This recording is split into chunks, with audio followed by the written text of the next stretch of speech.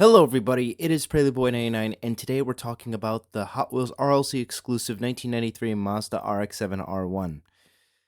The very first time this came out was last year of 2024. This was one of the lesser popular RLC cars. The red variant, or the first variant of the Mazda RX-7, was left on the storefront page for at least a month. Nobody really liked it, and the reason being is because of the engine bay detail. That was one of the hugest points of criticism that I had towards RLC, was that it was not as detailed as it should be. It's asking for $25 and the engine bay detail looked like crap. I think we can all agree that the engine bay detail was not as good as it could have been. So now they're coming back out with the second variant of the Mazda RX-7 FD, or the Mazda RX-7 R1. So now we are getting a second serving of the 93 Mazda RX-7 R1. And in Lamley's showcase video, they said that they improved from the criticism that we gave them last year in this one. So we're gonna look at it, and we'll be the judge of that to see if there is a huge improvement or if there isn't a huge improvement. Also, originally we were supposed to get the 2000 Mustang Cobra R. I was really excited for that, and then they swapped it with this thing, which is a bit unfortunate. I'm a little bummed out that they just decided to switch it last minute.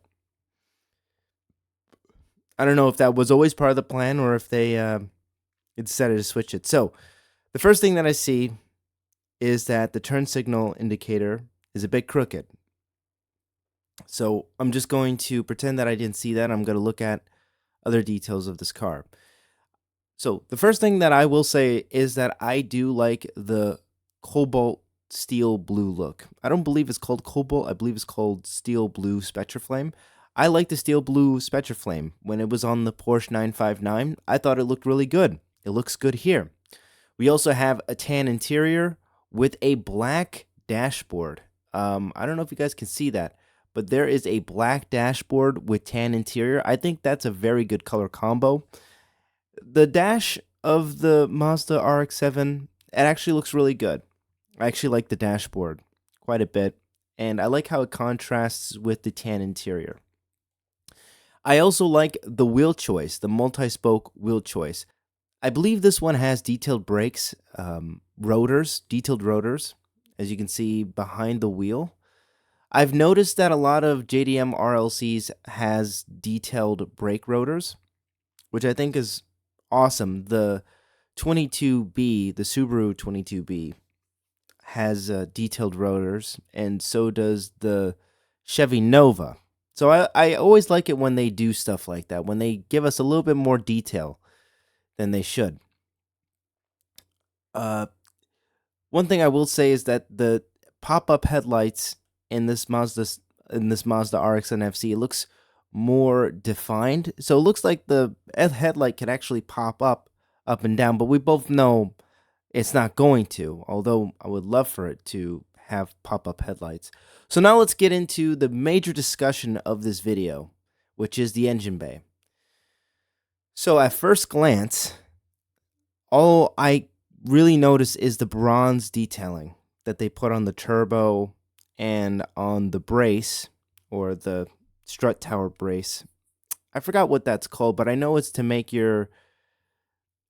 help with performance, making steering or the suspension not more stiff. Someone in the comments section, you guys can educate me on what these things do. I remember what they do. I just can't explain it into words. But this looks exactly the same as we got last year, with the engine bay looking like it's two-dimensional rather than having an extra dimension to it. One of my favorite RLCs of all time is the Plymouth Barracuda, because the V8 engine pops out. I think that's one of the most defining features of the Plymouth Barracuda. It was very low profile, and the engine popped. It was one of my favorite things with RLC was the Plymouth Barracuda, and for some reason, I think RLC does a better job with muscle cars than they do with JDM. Because with JDM, you have your 6-cylinder inline six, inline four, and sometimes it's a bit hard because a lot of Japanese cars from the 80s and 90s has a lot of vacuum cables. So obviously they can't emulate uh, all those vacuum cables for these older classic JDM cars. So they have to compromise. But looking at this engine bay, there is a lot of black than there is color. And the reason for that is because this is a Wankel motor. This isn't an inline 6. It's not a 2JZ. It's not a inline 4. It's not a K series motor or B series motor. This is a Wankel motor. And with Wankel motors, there's just a lot of empty space within the engine bay. So that's why we see a lot of black. I believe what the black is supposed to represent is the empty space. But it just kind of looks a bit weird because, again, there's just more black than there is, like, silver. Like this turbo, for example. They could have definitely painted that turbo all the way, but they didn't, which is really weird. There's also some painting details around here, like this wastegate. It's not a wastegate. The blow-off valve, because I believe that's called a blow-off valve. It doesn't really have as much detail. It's not all the way around. It's just partial detailing. I do like the bronze. The bronze theme that this RX-7 has going for it. I do like that. But if I'm being honest with you guys, I don't really know if this is any different from what we got in the first variant. I looked at the first variant before doing this video, and this does have a little bit more detail. Just a little bit, and I think the colors help it a lot, especially with the turbos being painted this bronze color. But the issue that I find is that this engine bay is almost exactly the same. Did Brendan and Lamley, did they say that they made an entirely different engine for this piece? No, they did not. So I wasn't expecting that. But what I guess what I was expecting was more paint detail than just this. I was expecting a little bit more. Because again, this looks all black with just very little color. If you back up a little bit, you can't really make out an engine that well, unfortunately. And again, this probably isn't their fault. This could be just the Mazda RX-7 FD, because again, this is a Wankel engine. It's not a conventional 4-cylinder or 6-cylinder or even a V8 engine. It's rotary. So I think that might be a reason as to why the engine just doesn't look as different. But looking at this engine bay compared to the other one, I do believe this one is slightly better. Not by a lot, but I do believe this variant of the RX-7 is slightly better in terms of engine bay detail. But me personally, I wish there was more detail in the engine, especially with all the black. I just feel like there's a lot of open spaces. I wonder if they could have perhaps maybe made the parts protrude a little bit more or give it a little bit more dimension. Nothing too crazy. So I also do like the taillights, although, again, I really wish they would do lens taillights one of these days. I think that would be really cool if they did that. Of course, we have the Mazda RX-7. The detailing, the wording detailing on the body isn't as good, but that's okay. This could be a QC defect as well. And we also have that separate piece bone stock OEM wing. And that's about it. I like the color, I like the wheel choice, I like the interior, and the engine bay looks a bit better. So on paper, this should be better than the first variant of the Mazda RX-7.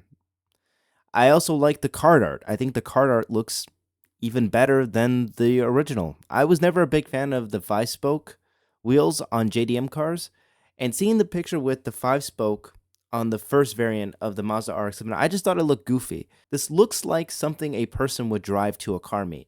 The other one just kind of looked weird and awkward, but with this one, with how it's stanced, with the wheels, and even the color, I can very much see this car pulling up at a Cars and Coffee or a car event.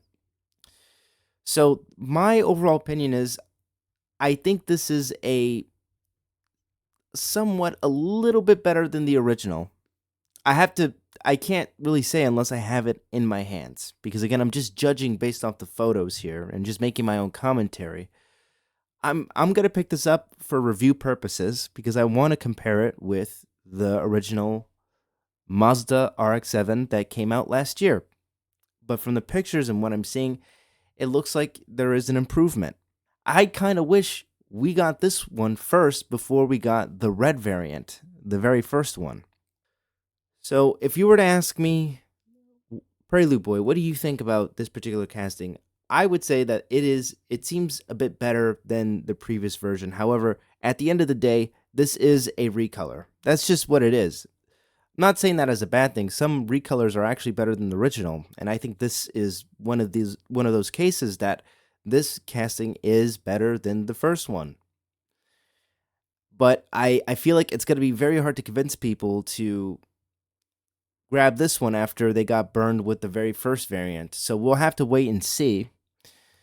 I'm going to reserve judgment until I actually get the car in my hand, and when I do my ranked video of RLC of 2025, we'll see. But I definitely did look at the original Mazda RX7 variant that came out last year. So for those of you who are curious, we'll go look at it right now. My question to you guys is, do you guys believe in second chances? Personally, I believe in second chances.